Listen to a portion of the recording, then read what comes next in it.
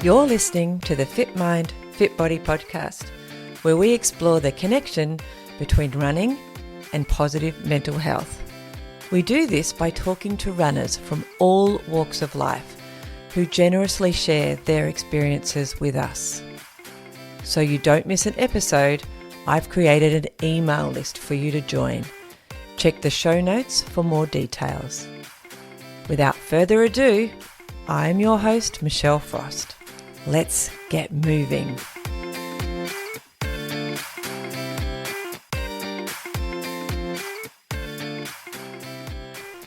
In today's episode, we have an incredible guest, clinical psychologist Katherine Watson. Katherine's journey from growing up in England to living in the remote town of Kununurra here in Australia is full of adventure and resilience. In this episode, Katherine shares her story of transitioning from a love of gymnastics and ballet to becoming a passionate runner.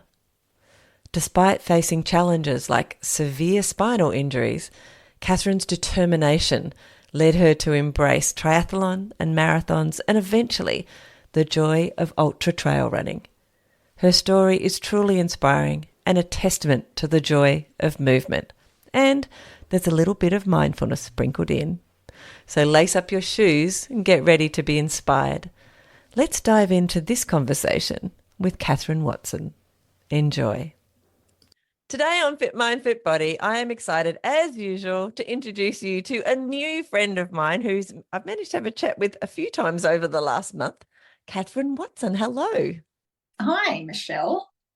I'm excited to talk to you about your running, though. We've kind of been delving into more mindfulness type stuff. So I'm excited to start talking to you a bit more about your running. I mean, that's why I connected with you in the first place, because you were a runner who uses a bit of mindfulness in your professional work. So very excited to learn more about you as a runner. So excellent. Let's start with where you grew up. Tell us a little bit about your background.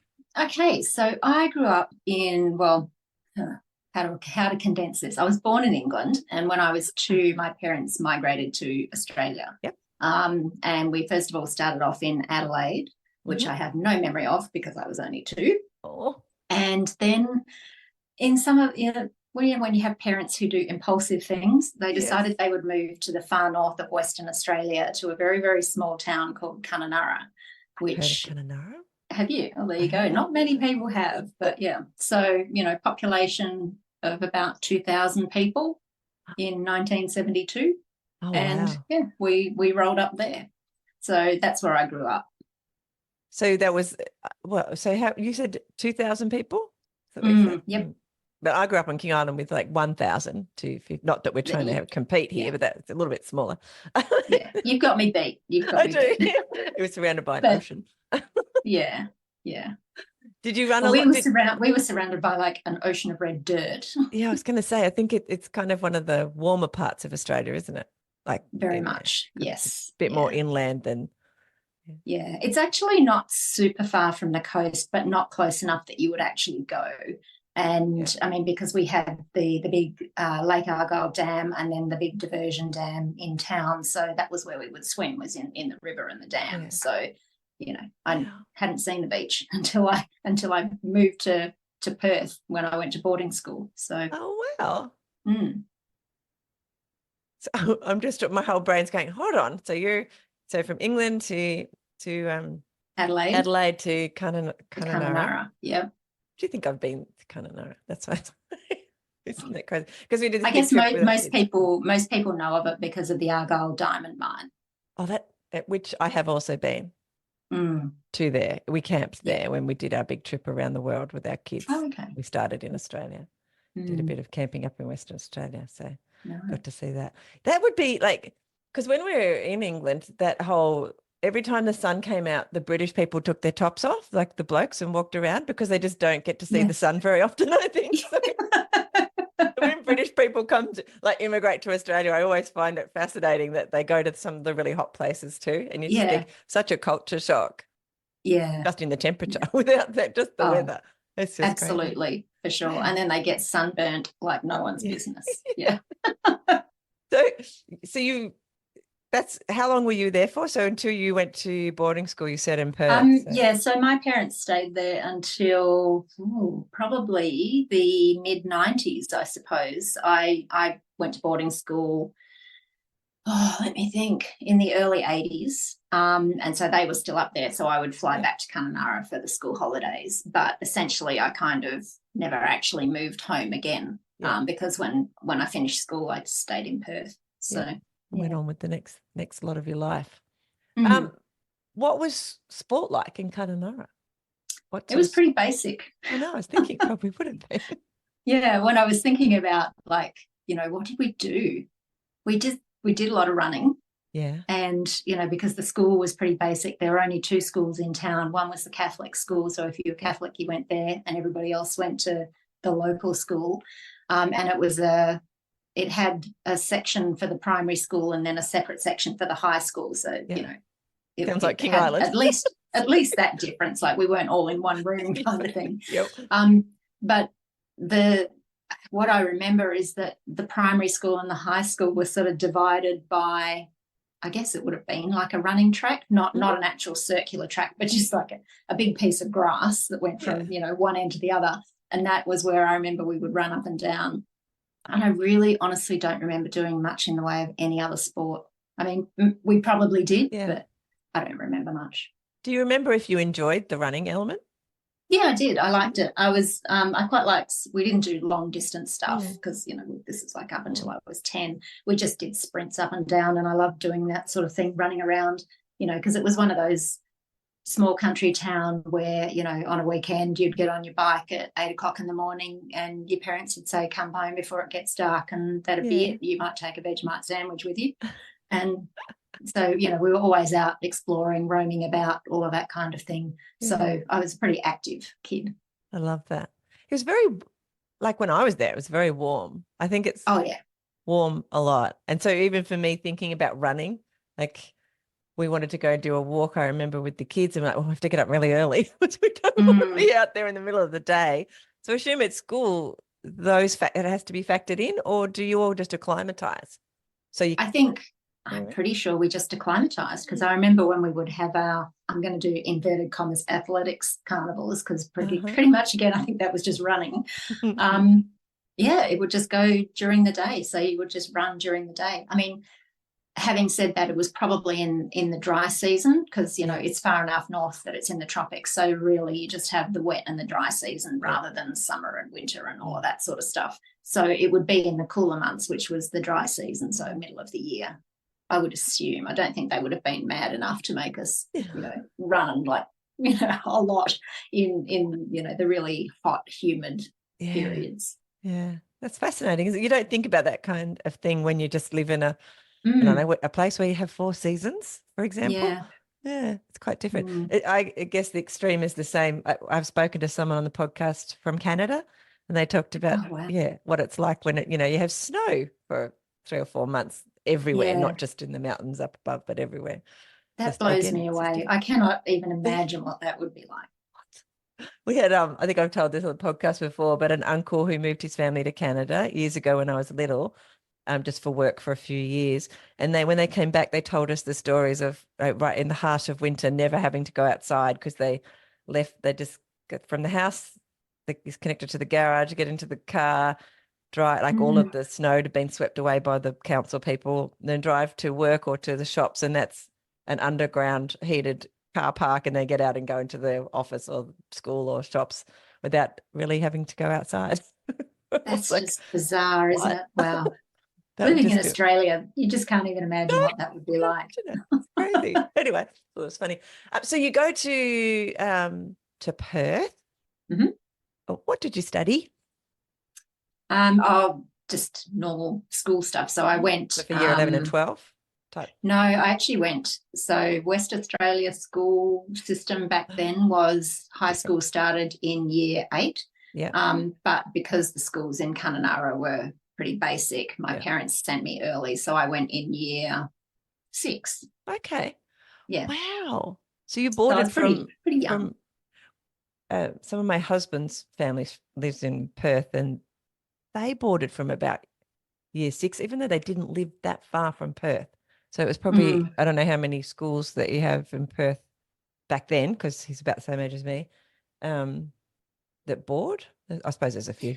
Perth's quite big. There was a lot. There's, I don't know what it's like so much on the east coast of Australia, but there's a big tradition of boarding schools in Western Australia, and I think it's just because so many people are so remote. Big. So a lot of the big private schools were boarding schools as well. Yeah, that's amazing. Yeah. So you're in grade 6 or 7 and you're down there. Yep. What is sport like there? Now you get into a more temperate climate, even though I know it gets very hot down there too. Yeah. Well, I guess it was a bit of a culture shock coming from, such a tin pot little town. Yeah. So I was introduced to a whole lot of sports that I think I'd actually never heard of before. So hockey, volleyball, hurdles. I don't know. We did hurdles. Yeah. There was just a lot of sports that I was like, oh, this is interesting. And, maybe I had heard of them before, but I'd never played them. So, I sort of tried a bit of everything. But what I really liked, and I'd always been interested in it from, I can't even remember how old I was gymnastics and ballet.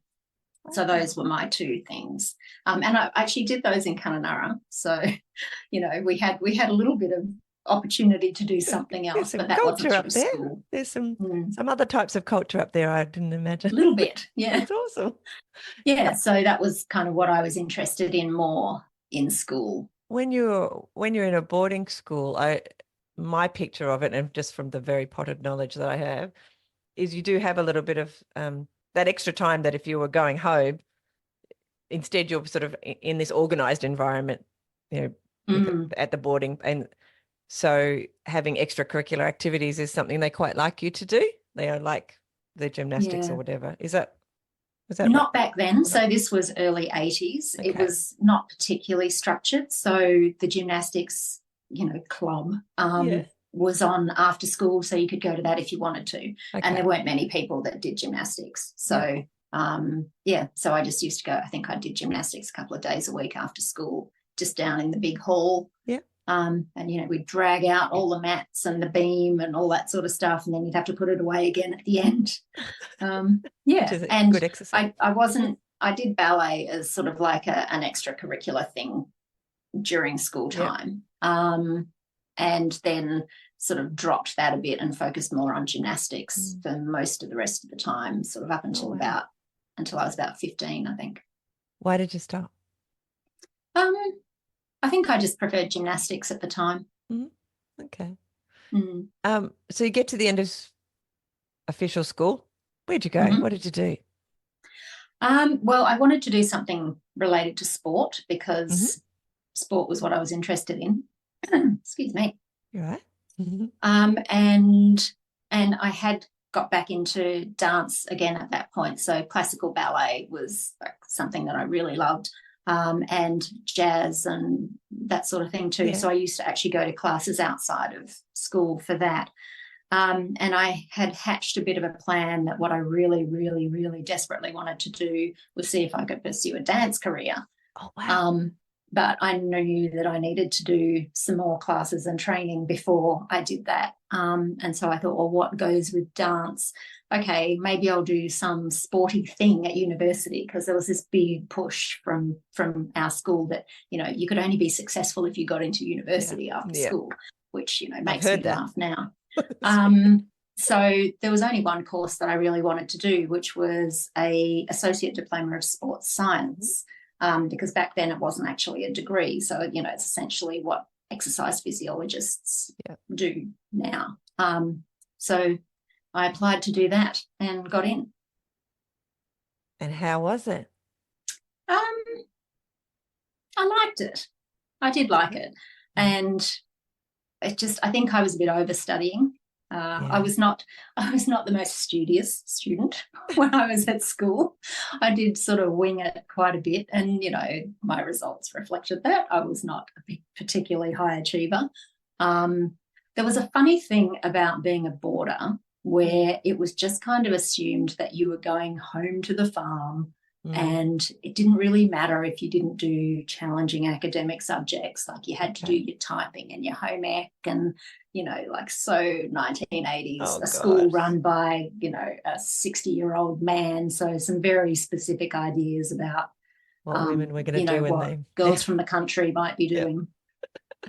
And I don't think that's everybody's memory of the school, but that was my experience of it. So I was not a great student. Really, I was a bit of the opinion that if you got more than like 55%, you're probably wasting some effort there, because you could actually be just having fun and just doing other stuff instead of studying. Yeah. So what did you do with your physiology, or whatever it was called at that time? Well, my life took a bit of a funky turn during that. Those. So here's an excitement bit. So it was only a 2-year course at the time. Yeah. And I really wasn't sure what I wanted to do with it at the end. I was thinking, maybe I'll go work in a gym or something, because I was doing some aerobics instructing as well. You know, I'm sure you remember the 80s when we were all in our, you know, leotards and prancing around with our leg warmers. And stuff. I loved it. I just loved that. I thought it was excellent. And I was still dancing and thinking, like, you know, maybe a couple of years and I might be able to start doing some auditions. And then I fractured my spine. Oh, how did you do that, Katherine? Yeah. I was actually out with somebody who I was at uni with, and we were on a farm riding on a quad bike, and she was driving and we were just driving through a paddock. And unfortunately, we were going a bit faster than we probably should have. She didn't know the area particularly well. And we went over a drainage channel that you couldn't see from the side that we were approaching it. It was higher than the other side.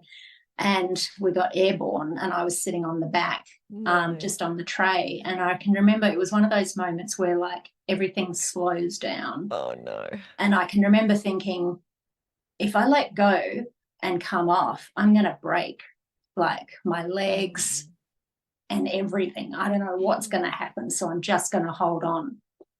So I held on, and we hit the ground, and I was sitting and I just bounced really heavily. Compression on the tray, and just let out this awful scream, and she stopped, and I kind of rolled off the edge of the quad bike and was just lying on the ground screaming. Oh my God.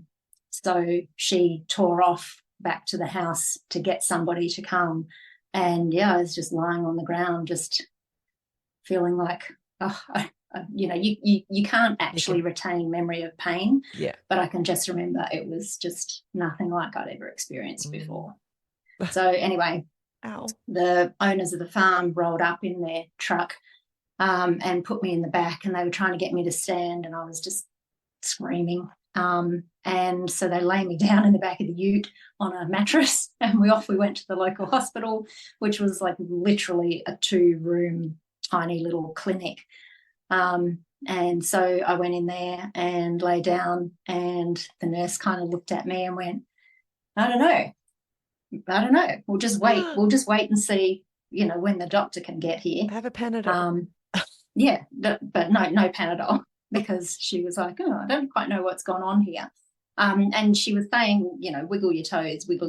Can you feel your toes? And I said, yes, but like I can feel some weird tingling. And she was like, don't worry about that. And so anyway, I lay there, and it was probably about an hour and a half went past, and she came in and she said, you're going to have to go. We've got a really bad car accident coming in and we need the bed. And I went, oh no. Okay. She said, what I think you've done is torn all the muscles in your back. If it's still sore, like in a few days, go to the doctor when you get back to Perth. So I was like, oh, well, clearly, you know, my legs are still working, so clearly everything's fine. I've just torn all the muscles. So you're a medical I won't worry about it. Like this person who told you to do that. Oh, my God. Honestly, you know, you look back now and think that woman was just crazy. Anyway, so, and, you know, but then things get more silly from my side of it, because I just didn't go to the doctor, because, you know, somebody with a medical background had told me, you've probably just torn all the muscles. There's really nothing that they can do about that. So just rest.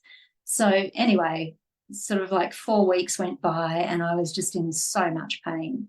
And I was like, I couldn't actually sit up to get out of bed. So I'd have to roll out of bed. So, my leg was underneath me and then I could gradually stand up. And I was thinking, I think I have to go to the doctor. Like this can't be right. So anyway, went to the doctor. They sent me off to get an X-ray. And I can still remember I was lying down in the X-ray room and there was all of this banging of doors and people rushing about. And the X-ray tech came in and said, "You've got a fractured spine." And I'm like, what? Well, that's why it hurts so much. Oh my God. So like, when we have things go wrong with us, like car accidents and things, and they tell you not to move. Oh. Because you can become a paraplegic or whatever as a result.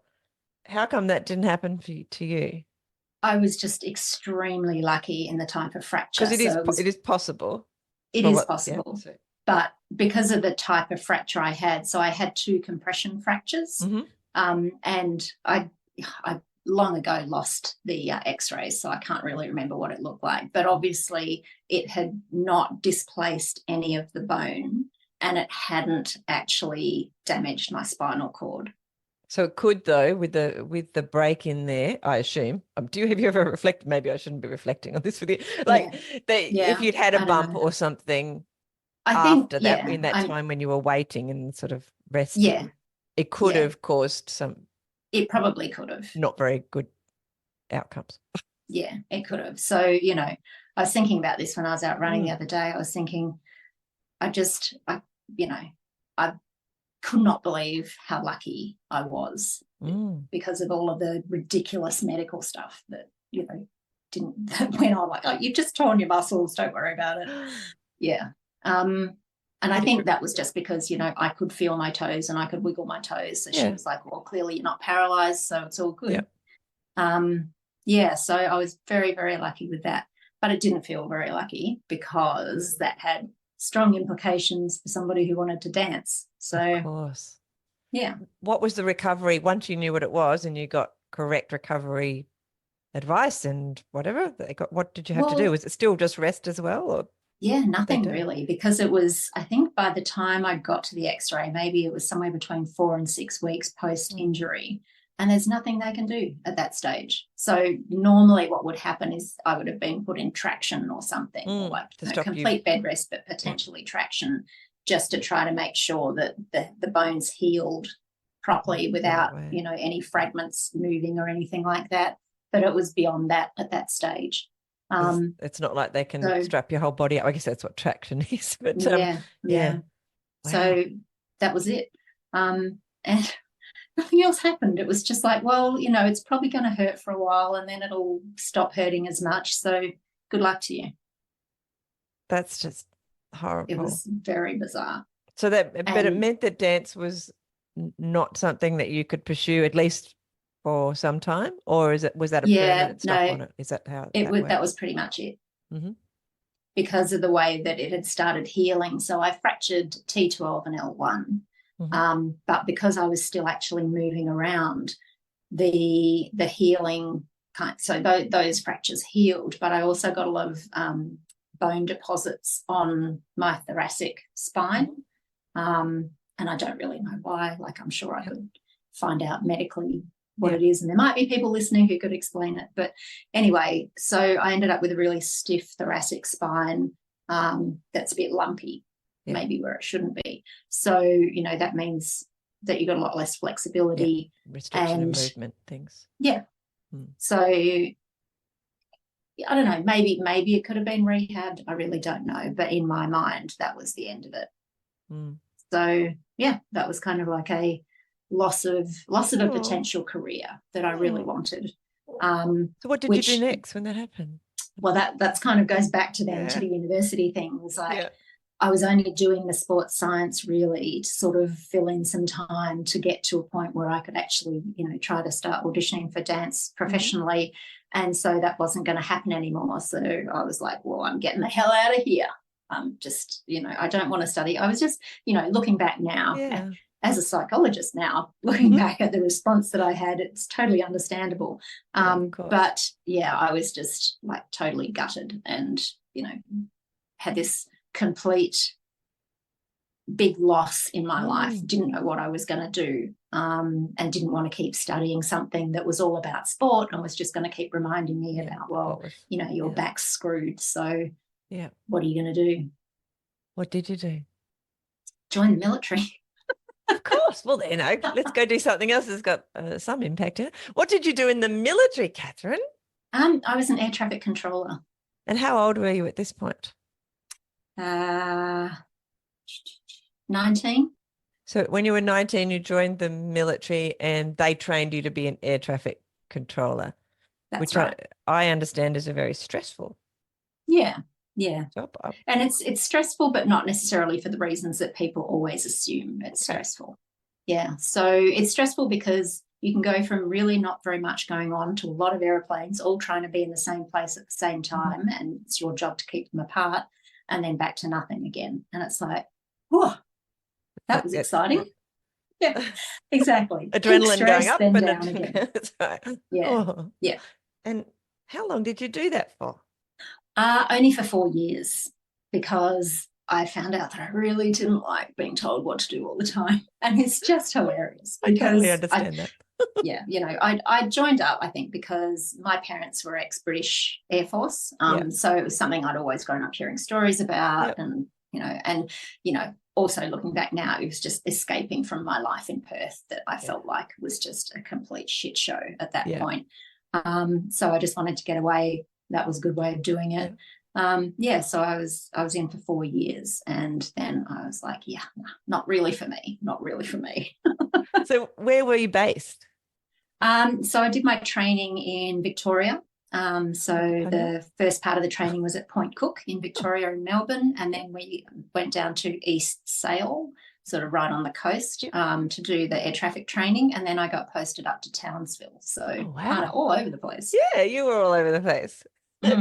When I left King Island to go to school, because I only went up to grade 10, a bit like you, my father was living in Traralgon at the time, so I moved to Traralgon, which is in the Gippsland. Yeah, I know where Traralgon is. Yeah, I thought you might.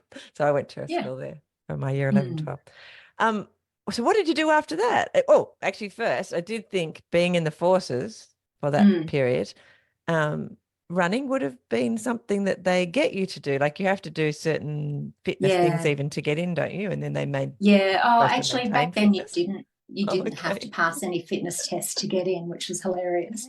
But once you were in, there was sort of some fitness stuff, and then at some point they had this massive fitness drive, and it's like everybody had to pass semi-rigorous fitness standards, which, because having gone up to Townsville, the weather up there is fantastic. I mean, a bit like Kununurra, really, in terms of the wet season and the dry season. But I'd actually got into doing triathlons at that stage. Of course.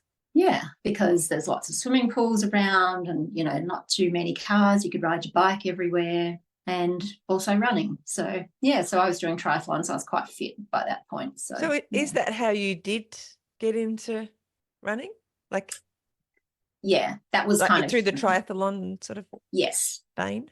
Yeah, because I was dreadful on the bike, because I was a reasonable swimmer, but because I just hadn't really ever been much of a bike rider, like when I was a kid, sure, but puttering around on your little plastic kid's bike is a bit different from riding a bike seriously. It wasn't something I'd done very much, so I was always quite weak on the bike. So I'd have a strong swim leg, a terrible bike leg, and then quite a strong run leg.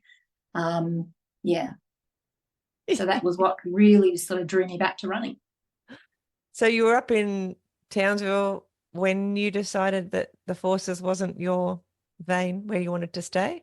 Yeah, so I'd met my partner at that point, and he was a pilot. It was a terrible cliche because lots of the air traffic women would marry pilots. And I was like, I'm not going to do that. That sounds ridiculous. And there you go. And I mean, it makes sense because they were the people that we often had a lot more to do with rather than, the logistics people and all the rest of that. And, we had a lot in common because aviation was kind of the thing that we all did day to day. He was actually a helicopter pilot in the Army. Oh, wow. Yeah. And so he got out because his back gave up. So he was medically grounded permanently, and wasn't a fan of staying in the army if he wasn't going to fly. And I was like, yeah, I'm sick of this too. Let's go. Where'd you go? So yeah, we moved back down to first Newcastle and then to Sydney. Yep. What did you do? Just got part-time jobs and just sort of faffed around, not doing a whole lot. Did a bit of running, started off in triathlons down here in Sydney, and then a girl from the triathlon club was killed on her bike on a Sunday bike ride. And I was already a bit nervous about the traffic and the cars, and that put me right off. So I thought, no, triathlon is not for me here. I'm not riding my bike on the roads in Sydney. People are crazy. And so I actually did a bit more swimming because I really liked swimming. I'm in a bizarre kind of way, I'm quite a fan of the following the black line up and down the pool early in the morning. I just quite a something about it. I think really there's a bit enjoyed. of a mindfulness element to it. That it is, because you can't talk to anyone, and you can't really, it's kind of, till recently you couldn't really listen to anything either. Like you kind of just have to, it's kind of a forced, but you being alone with yourself a bit type of moment. Which is and I hadn't heard of mindfulness then. So, but, as you say, it's exactly what it is. So I did a little bit of running, but mostly I was swimming for fitness and for fun. And then, let me think, I don't know. I had a couple of kids and still sort of dabbled a little bit in running, but not very much. And then sort of took a break from exercise for a while entirely. And then I remember every year around the beginning of August, people would be talking about the city to surf. And, we'd been in Sydney for a while then, and every year I go, damn it, I've missed my chance to train. I really want to do the city to surf. They need to start talking about it in, like, I don't know, April. Yes, I know. I just kind of hadn't quite got to that. So I thought, right, one year I went, that's it. Next year I'm going to do the city to surf, and I need to start thinking about it now so I don't forget. And so, I don't know, towards the end of that year, I went, right, time to start running. And I think that was 2009. And so 2010, I entered my first kind of official run that I'd done in goodness knows how long. A long time. Oh, and that was the city to surf? No, that was a Mother's Day classic. It was an 8 kilometres, and I thought I was going to die. It was hilarious because I just went out too hard, and because I think it was, I don't know, a decade since I'd actually run a race of any kind. No, longer than that, even maybe 15 years since I'd done any racing at all. And I just went out really hard, and just the last couple of Ks thought I was dying, and then went, well, that was terrible. I need to do better, clearly. So you didn't go, that was terrible, I'm not doing that again. You went, that was terrible. What's the next thing? I'm still going to do that city to surf a few months away. And went after it. So you obviously still, can you remember like why you wanted to pursue this thing, this running thing? The running thing. Even though it was horrible. Internal competition with myself, I think. I was thinking about this the other day. I think I am, like a lot of runners, I think sneaky, I think we are mostly quite competitive people, whether it's competitive against other people or just competitive within ourselves, like liking to challenge ourselves to do things that are difficult to see if we can. And I think that's what it was about, really. And I think that's why I had the response of, oh, that was terrible, I need to do better, rather than, oh, this is terrible and I'm never doing it again. So you did go and you put the required training in, do you think? What was it like when you went into the city to surf? Oh, it was amazing. I was so proud of myself because it had been something that I'd been thinking about doing for quite a long time. And sort of like going back to the Townsville days when I was doing triathlons, a friend of mine did the Ironman in Foster. And secretly I was like, that's it. I want to do one of those. And that was kind of filed away as a goal that I had to be, looked at a long time from now sort of thing. And, when I gave away doing the triathlons, I thought, but I could still run a marathon. And so I had the idea of like, but you've got to run a lot before you can run a marathon. So I think that was where that started coming back in again.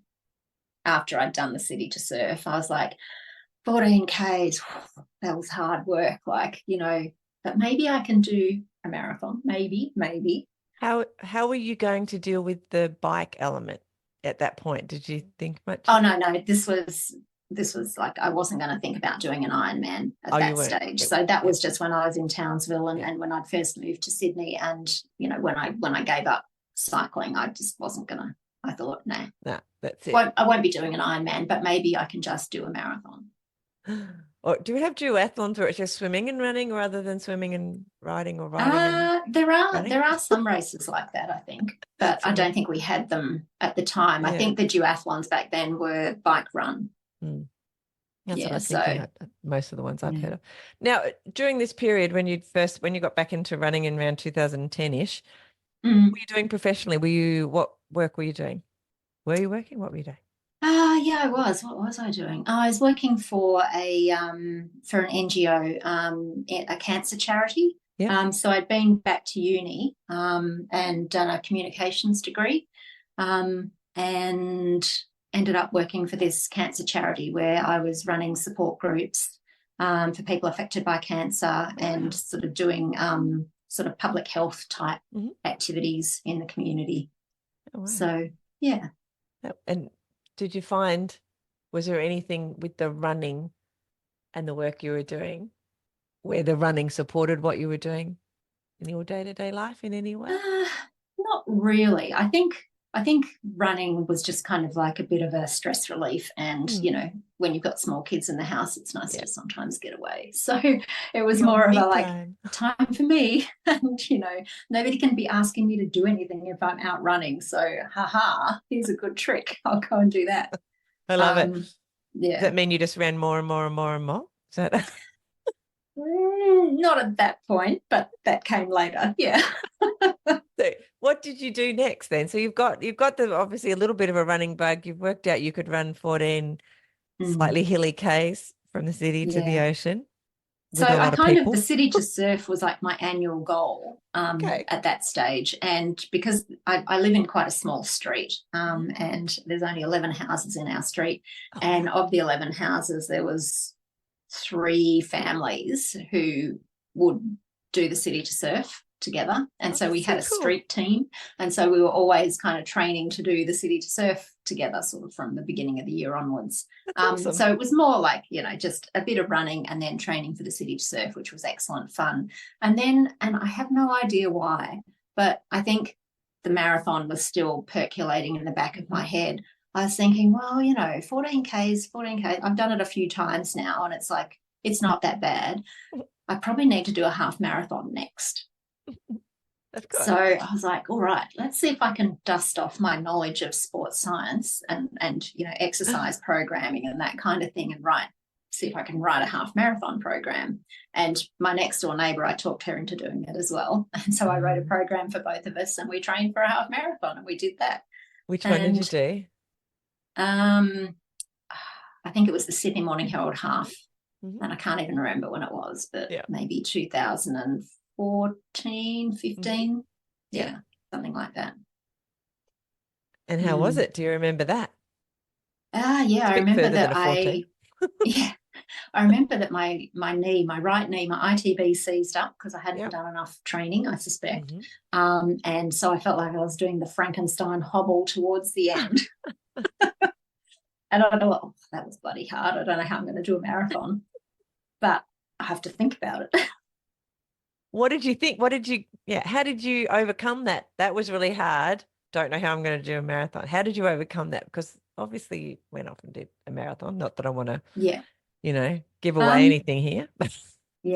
I don't honestly know. I think I just went, well, I'll just have to figure it out, because it's something I want to do. So let me read a bit more about it. Let me sort of try to do a bit more research to figure out actually how you train to do a marathon. You educated yourself, Katherine. Exactly. Yeah. And I was studying again at that point, and so that was some good stress relief. So that was when I'd actually got into doing my Masters of Clinical Psychology, which is fairly intense study-wise. So I was running to just get rid of the stress as well. Yeah. I imagine it would be, well, we know in the studies, more from a medical / studying point of view, just how important that being healthy, staying fit, and even the direct response between you going for a run and then sitting down and doing your study. As you know, all the research has shown that your neural pathways and things are firing, and they're much more efficient than they are if you don't do any of that kind of stuff. So I assume you used that in order to get through your study. I did, yes. And so managed to get through the study. And then 2018, I did the Canberra Marathon. That was my first and only road marathon. There you go. Oh, and there's another little hint as to where you went after that. Yeah. And that was hard work. Like, I found that quite hard. But again, I think I just hadn't trained enough. So I was kind of doing a bit of a dance between overtraining and feeling like I was getting injured and getting, dancing around with shin splints and niggles and all of that sort of stuff. And then so I was probably just doing enough training to actually get through, but not to be strong enough to feel good and, build enough of a base. Yeah. How did you feel when you crossed the line after doing the marathon? It's such a big goal for so many people, and obviously it had been for you for a little while. How did you feel? I was so happy. I was so happy. And I worked out it was 27 years from when I first said I want to do a marathon to actually doing it. Amazing. So, it took me a while. But there I go. I got it. I got there. Does not matter at all. In fact, sometimes it's even juicier, better goal when it's taken. The first spark was all that time ago, and you actually managed to keep it burning enough to do what you needed to do to get there. What did you do after? Like, when you finished the marathon, how did you go on and do other things? I'd fallen in with a bad crowd on Facebook at that stage of runners who were egging each other on to do some exciting running. And I had some friends who were doing multi-stage day events and things. And I was like, whoa, that looks pretty cool. So, the marathon being the gateway drug that it is, I was like, all right, so I'm going to have to start investigating more running and, running on trails and that sort of thing. So I actually discovered, it's interesting how these things go. I discovered that there's quite a nice little trail, literally 1 kilometre from my front door, that I had no idea about. And I'd lived here for quite a long time by that stage, but I just never kind of went bushwalking. So I went in there and started running around and was just amazed at how slow I was and how much I fell over. So as what happens when road runners go into the bush initially. And then I think trail runners will probably all say they still fall over and they're much slower than they are when they're on the road. It's just that's the way it is, isn't it? You just you're accepting. Yeah, it's just a different space. It's a totally different headspace. You obviously, I believe, decided that was a place you wanted to be even before you said that is probably the only road marathon that you've ever done, the Canberra one. So obviously there's something about the trail, even though you were falling over and you were slower, that you liked. Yeah. What was it? I just found it much more interesting. And, everybody who listens to this knows that there is just so much more to look at. It's more enjoyable, I think, than road running, where you might just be tempted to stick in your headphones and just plod along on the bitumen. And I think the people as well, the trail community is just more friendly, more welcoming. It's just more of a good time, really.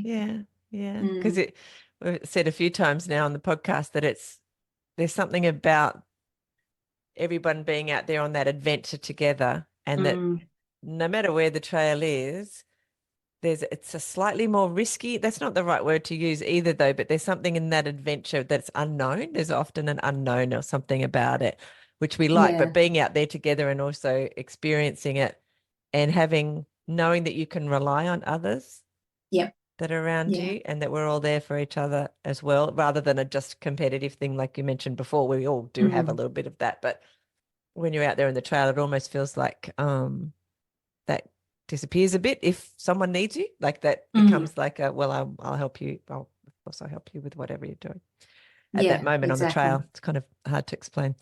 all having that experience together, I Yeah. suppose. Yeah. Yeah. Where did you take this newfound love of trail? To a few shorter races and things, and just really focusing on trying not to fall over so much. It was like my special skill was doing like 180-degree flips and, falling into streams and all sorts of ridiculous things when I first started. Did you like worry about that with your back at all? No. And, again, I'm just so thankful that my back is fine. Yeah. Oh, that's so good. yeah, that's awesome. I just can't believe how lucky I am looking at it, really. Yeah. I mean, I do get a little bit of pain, but it's no more Stiffer than or whatever. anybody else's, I wouldn't think. Yeah. So I was just, I did have one day where I had a massive fall and ended up flipping head over heels and landed in a small stream. And luckily I had my phone in a plastic bag, because that was the first thing I thought, shit, no, not my phone. It's going to be wet. Don't worry about my body or anything, just my phone. Yeah. And then I went, I have to stop doing this falling over stuff. This is bullshit. I'm really going to get hurt. And if I'd hit my head and, knocked myself out, there could have been a completely different result. So I thought, right, I just need to be sensible about the trail running and, get some good shoes and actually start paying attention more to what I'm doing and my surroundings and that kind of thing. So yeah, I think I took it a bit more seriously. I wasn't just like, woohoo, skipping around and, thinking I was having this fabulous time. There was still an element of that to it, but also just being a bit more safety conscious as well. It's interesting that you didn't have that in the first, because I fall over, but not. It sounds like you were falling over a lot. That you even had so much though that you had that conscious thought that I really need to stop falling over so much. Yeah, it was that day that I fell over, literally did a complete flip and landed up in the stream. I thought, this is enough of this stuff. And I think in some ways I hadn't been that bothered about it because, I believe that, muscle memory and all that stuff, because I'd done so much tumbling and things in gymnastics when I was young. I'm just really good with balance. You know how to except fall. for when I first started on the trails. But, I'm good at catching myself if I fall. And, I've never, touch wood, I've never had an ankle injury or a knee from, slipping or that sort of thing. So I've fallen down, but I just bounce and kind of manage to roll and you know get how up to again. fall. Yeah, exactly. That makes sense. Yeah. And, in the back of my mind, I was like, well, I've done a marathon. And I know people run 50 Ks. That's an ultra. That sounds pretty cool. How am I going to do that? Yeah. So, and you did work out how to do that. Yeah. And so I found out about UTA. So I can't remember when I heard about UTA up in the Blue Mountains. Yeah. And first year I did that might have been 2019. Yeah. Yeah, I think it was 2019 actually. And I did the 22K and had a blast. It was just the best fun. I had such a good time. Even the further steps at the end couldn't dampen my enthusiasm. So I was like, this is awesome. I'm coming back to do the 50 next year. And of course, COVID hit. So, 2020. I'd signed up for the 50. So then we had a year off where we didn't really do any events at all. But I just kept running. And I think that was one of the things that kept me sane during that wacky lockdowns plural period, was just getting out and running. And so 2021, I rolled up, undertrained, slightly injured going in, which is usually my MO apparently. And did the 50. So that was hard because I was undertrained substantially. Yeah. And so again, had an ITB issue at 25Ks. So I ran the first 25Ks and then had to walk the second half because my right leg wouldn't bend, which is not good on a hilly course. No. Doesn't work well. No. But you enjoyed it? I did. Yeah. We were yacht sitting for some friends down in Sydney Harbour because they were up there crewing for someone that year. So that's interesting. just a little aside. So you still enjoyed it? got Yep. through it, even though you had to walk the second half. Sounds like me and my Yep. 101. Had Yep. very similar kind of injury as well. And I had to walk the second half. All right. But now I can't wait to go back, which means I think similar to you. What did you do after that? So obviously that was you learnt Yeah. lessons. So I was like, all right, I'm going to do another 50. Mm-hmm. Actually, that was the second 50 that I'd done, but the first one was more of a like I actually went to Queenstown and did the marathon in 2018, but I wanted to know if I could unofficially run a 50K before I did an official 50K. So the morning of the Queenstown Marathon, I caught the earliest bus out to the start of the course, ran 8Ks, started the marathon. And so I did the Queenstown Marathon plus the 8. So I got a 50 and I was like, yeah, I can do 50Ks. And then, messed it up and had not such a productive run in the mountains. So that was my second 50K. I was like, I can do better than this. Like, seriously, I need to train better. I need to sort out nutrition, like, really. Mm-hmm. So I need to do another one. So I did another one. Which one did you do? I did the Lonely Mountain Ultra, which is out in Orange in New South Wales. Okay. Yeah. I did that last year. It's a great run. Anybody, shameless plug for it. Orange is lovely. Yeah, really good fun. It's pretty hard. Like some quite hard hills, some really technical descents of just like rocks, small rocks under feet, and you actually like need to go down on your butt because it's just so slippery. How fun. Oh, it was great. Awesome. Yeah. I love it. How did it go for you? Yeah, pretty good. I was happy. I finished it and felt pretty good. I'd done it slower than I was hoping because I had a friend who I talked him into doing his first 50K with me, and his training was worse than mine. So that was awesome. And so I thought, well, I'm going to hang with him, and that way I know I won't go out too fast. And so, it was a bit slower than I sort of had anticipated it would be, but it was actually a good thing because the second half was quite hard. So, I enjoyed that too. And then I was like, all right, what am I going to do now? So, of got course, these 50s covered. So what do you do next? Huh? What do? You do 100Ks. That's what you do. Where did you do your 100? Tell me. Well, I haven't yet. In 2 weeks and 1 day, I will be lining up in Katoomba to go run UTA 100. Of course you will. Why didn't I not know that? So this podcast will go out just a little after that. You will have completed your 100 successfully. I will.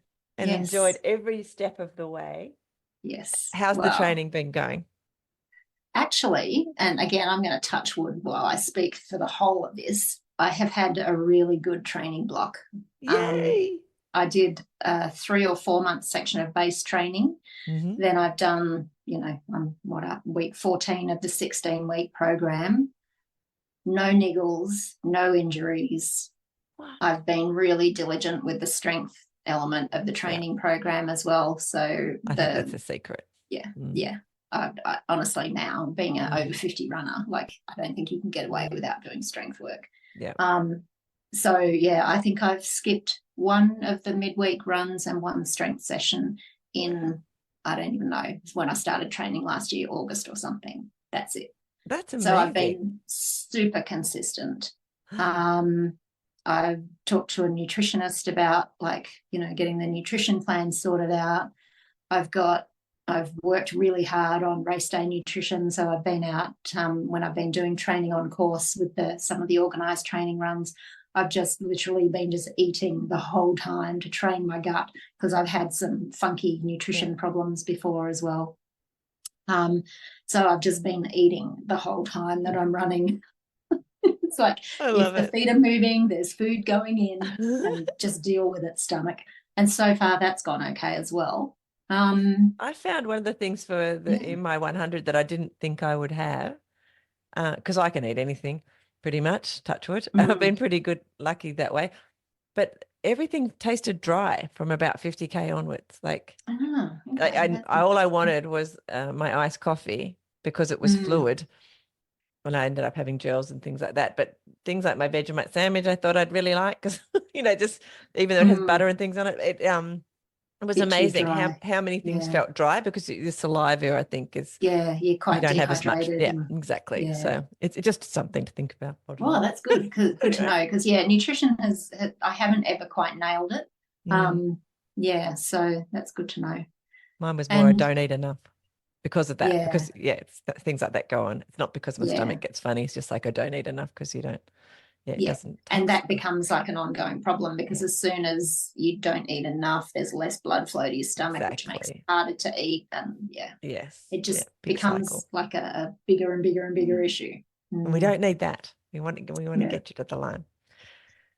So So I feel like you're training with a coach, the US, is it, or is it? I don't have a personal coach, but I'm going to give a I don't. shameless plug to Mark Green from the Body Mechanic. Oh, So he has a like a set of running programs called the Locker Room, TBM, the Locker Room, and I have actually had an individual coach in the past, and that was where I started getting injured. oh, And I think that was because as much as some of the coaches like to say that, they give you individual, really specific for you, yeah, I think it was more like some 25-year-old young man's type program, yeah, lots of speed work and that kind yeah, of thing. And, it's like, that's not going to work for me. And it didn't yeah, work for me. And I got injured and I just kept getting injured and kept getting yeah. injured. So I ditched that coach and switched over. So I'd heard a bit about Mark Green's programs and went, oh, well, I'll give one a go. And I think that was the 22K in the Blue Mountains. And that worked out well. Yeah. It just seems like he seems to have hit on just a good formula in terms of the strength, not making people run too far. He's got beginners, intermediate and advanced programs. And as long as you're sensible and you pick the right level for yourself, it's worked really well for me. So yeah. Oh, that's great. I was going to ask you if you were doing it yourself still, like you said No, at the beginning. no. You and your No, neighbour. like I didn't stick with sport science long enough to be able to sort of write that sort of thing. I probably could now, Yeah. but having, done it a few times, but I think it's just easier to just go look at your training program and go, what do I have to do today? That's it, and not have to think about it. It's funny, isn't it? Because I'm the same as you, and you said earlier with the army or with the forces, like realize you didn't want to be told what to do all the time. But when it comes to things like training, like I love having a coach Tell and me she what to do. tells me exactly what to do. I don't have to think about it. Only tell me what to do when I tell you that you can tell me That's what to do. Yeah, I think that might be the caveat. Yeah, It's it's quite just funny. ridiculous. Yeah. All right.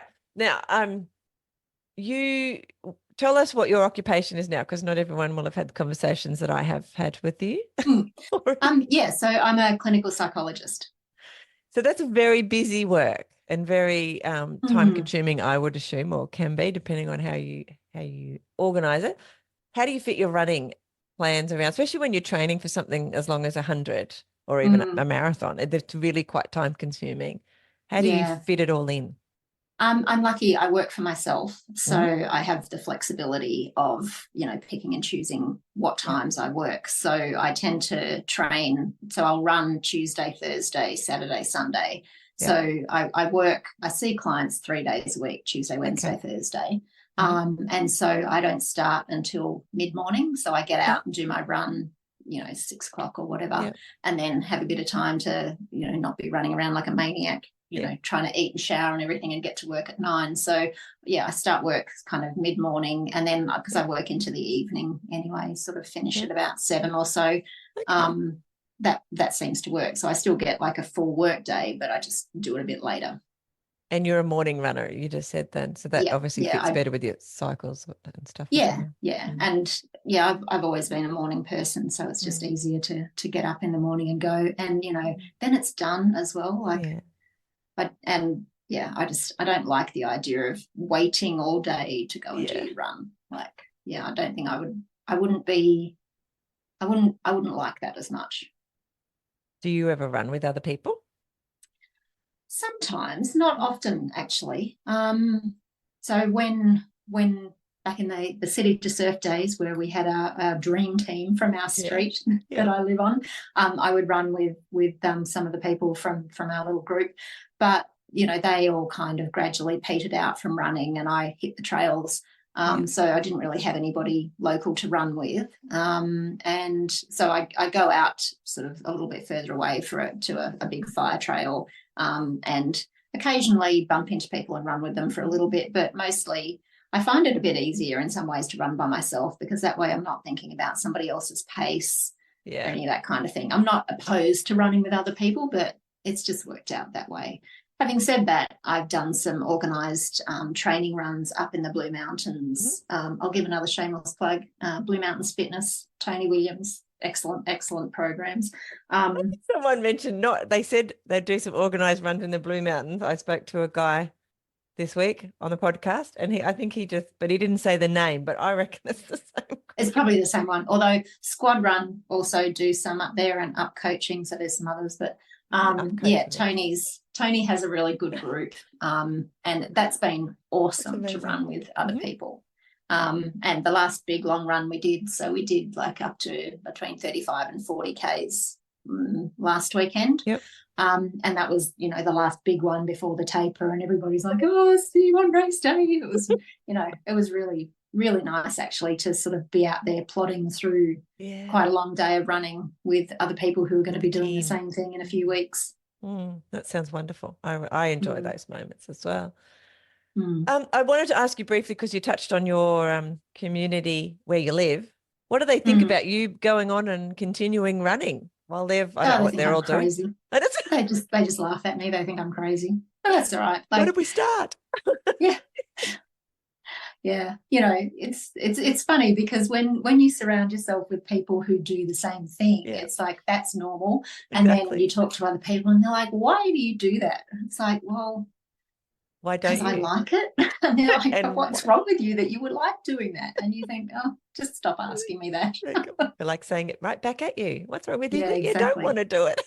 Yeah. That's so funny. Either that, or they say, oh yeah, I'd like to do that, but, and then they tell you why they can't. All the reasons. Like, okay, whatever. Yeah, I had that once in my life, but I got rid of those excuses. Well, I still have some. Do you listen to things when you're running? I do, actually. I listen to podcasts when I'm training mostly. Sometimes I listen to music, but not that often. I just like listening to podcasts. Because, sometimes I'll listen to them and sometimes they'll just be kind of background noise. And then sometimes I just run with not listening to anything at all. And interestingly, though, I don't race. It's not like I'm racing. You don't go into an event. When I go into an event, I don't actually listen to anything, because I want to be right in the moment, having that experience. I had loaded all this stuff mindfulness thing for my 20 odd hours of running when I did the 100K. And I reckon I listened to half an hour, maybe. I was like, no, I just didn't want to. So I had it there, but I just didn't use it. Yeah, I'm sort of in two minds. I'm thinking maybe I'll take the headphones. Then you can choose, but even the effort of getting them out. It's like, I'll probably forget about them. By the time you've gone past 50 Ks, you're too tired to think about anything. I had them on. Mine are just those bone conductive ones. I had them on the whole time. Yeah, I've got those too. Didn't use them. So it's kind of funny. It was a bit of a waste. When do you think you called yourself a runner? Because in fact, we've been through this kind of, you ran a bit at school. Yeah, pretty early on, actually. I think not when I was at school. When I was at school, I was a gymnast and a dancer. And then post-school, I was a dancer, and then I wasn't anything for a while, which was very sad. Then I got back to doing triathlons, so then I was a triathlete, and then I was a swimmer and a runner, and then a runner. So it's kind of like I whittle things down over time. I don't know exactly. Maybe when I did that Mother's Day thing in 2010. Maybe that was... I mean, this is a question I ask everyone. You probably heard it on the podcast, but when you get injured and you can't run for a bit, what identity do you attach to yourself at that point? You're a good kind of person to ask this. Well, touch wood, luckily I haven't actually had more than, a couple of weeks where I haven't run. But I still would call myself a runner. Yeah. Because you're in recovery to get back to running.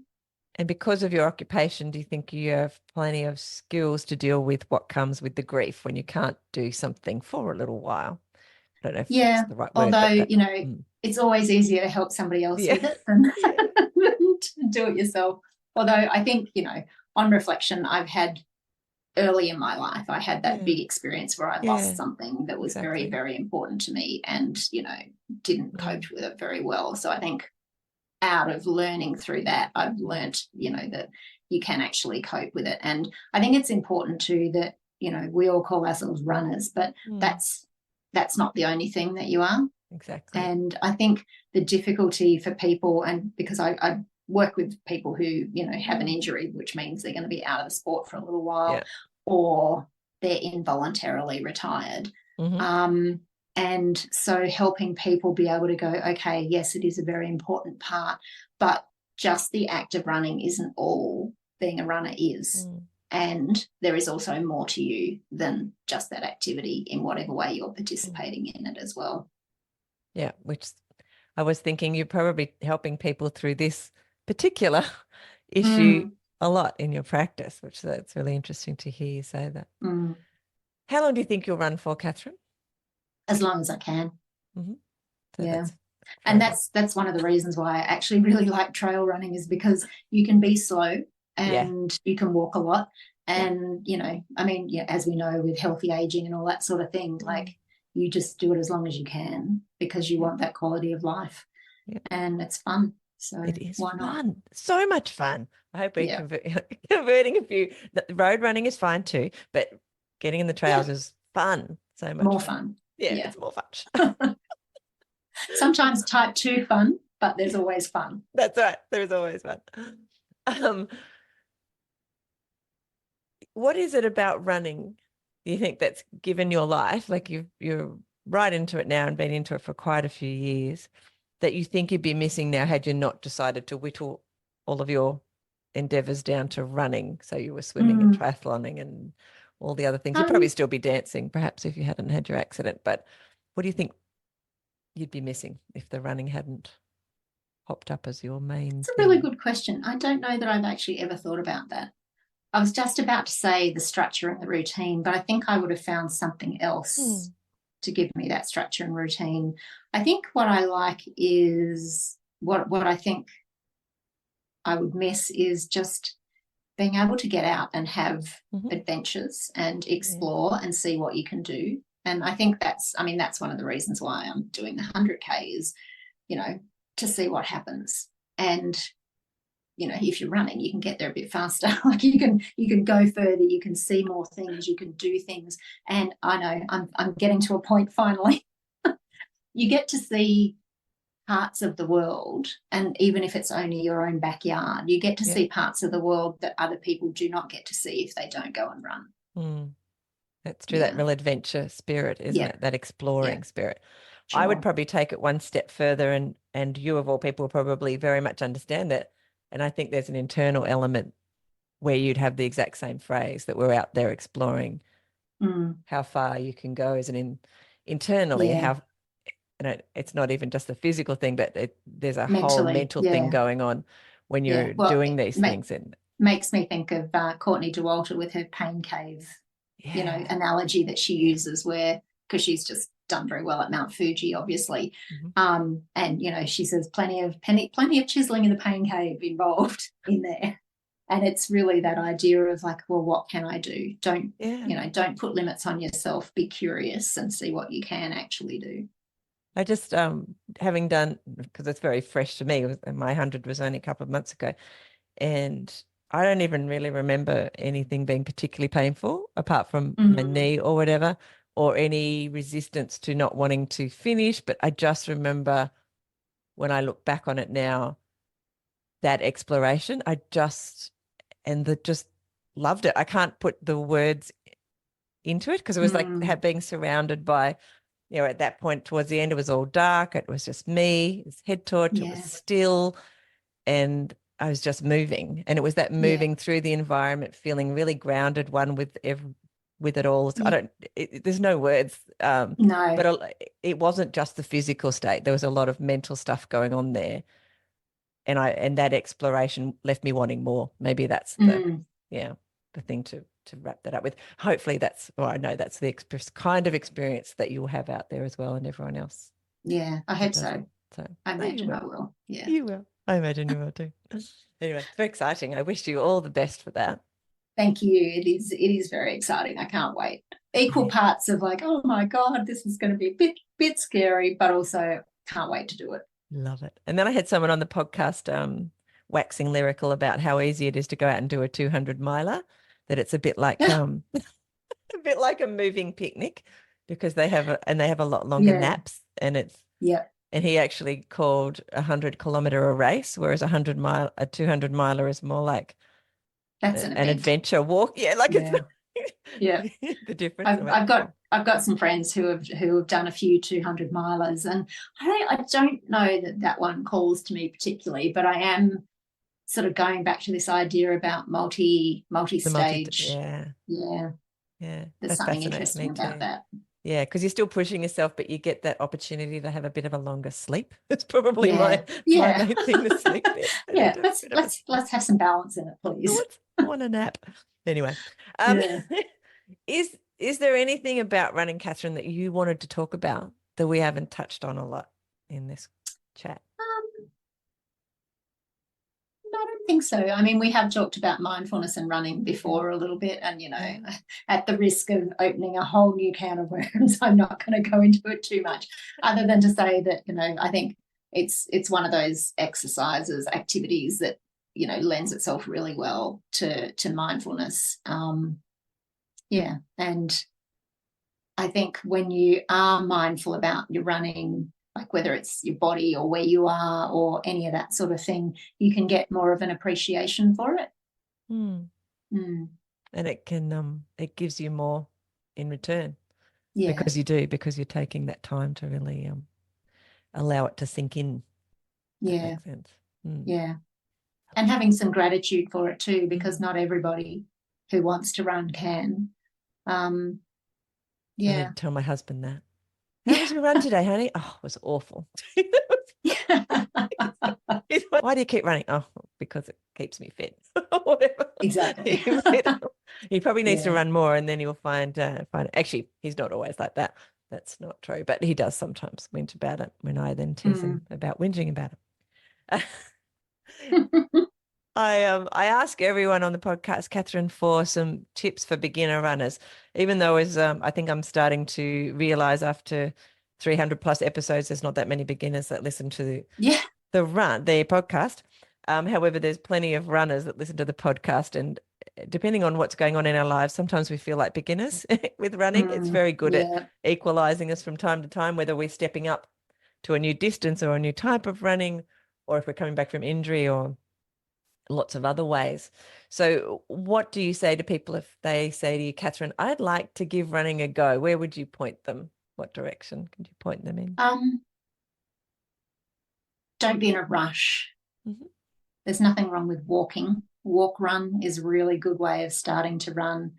And I think not being in a rush to kind of tick boxes and maybe here we think about the mindfulness element again, is just be in what you're doing. Don't be in a rush to get to the next thing all the time with it. And so it's not always about, rushing to the next distance and, the next event, and sort of being able to be in the process of all of it. So focusing on recovery and strength training and nutrition and sleep and all of those elements will make you a better runner. Yeah. Not just the running. The whole picture. We are more than just what we eat. We are more than the physical things that we do. We are a whole, and that whole holistic approach is really important. So thanks for bringing that up. That's awesome. That's right. Well, Katherine, I will let you go because I know you are heading off to buy some running shoes. I am, because I'm doing what you're not supposed to do, and in 2 weeks' time, I'm going to be running in a new pair of shoes. I just realised that before when we were talking about it off the recording.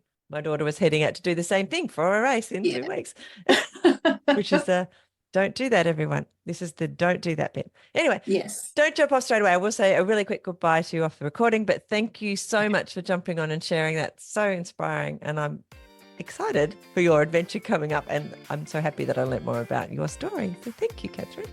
Thank you. It's been excellent fun. Thank you for listening to the FitMIND FitBODY podcast. I'd love to talk to you about your running journey. Send me a message on Facebook or on the website and let's do it.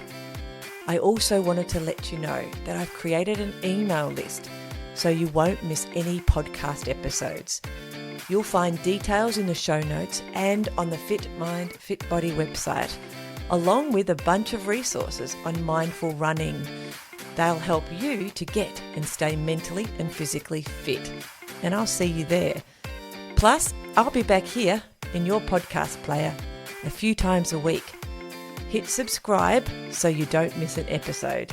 And before you go, I'd really appreciate it if you would leave a review. It'll help more people to find the podcast and get inspired to start running and ultimately to improve their life. See you soon.